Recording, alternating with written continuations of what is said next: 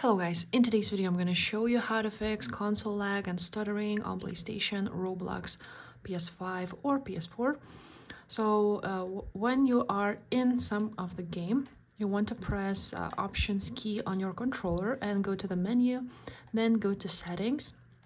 And here on Settings you want to scroll to the graphics mode and you want to make it on manual.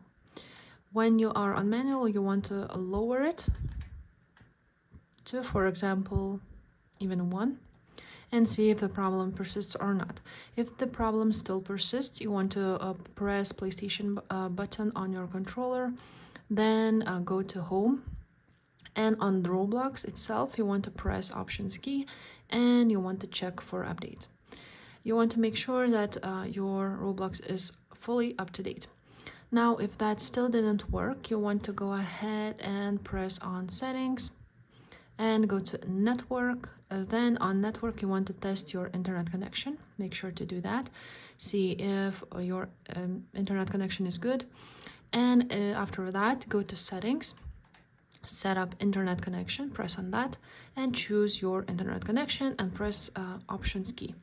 From here you want to change Wi-Fi frequency bands to, for example, 5 gigahertz, or press Automatic and it will choose it for you. And after that go ahead to Advanced Settings. On Advanced Settings you want to choose DNS instead of automatic. You want to choose manual and you want to write down primary and secondary DNS.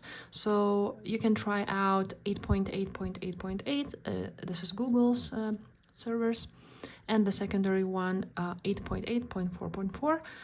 Or if that will still not work very well, you want to go ahead and try out Cloudflare's.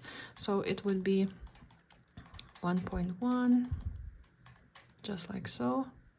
And another one would be 1.0.0. And after this you want to press OK. And that's pretty much it, guys. If this video was helpful, make sure to subscribe to this channel and leave a like, and I will see you next time. Bye.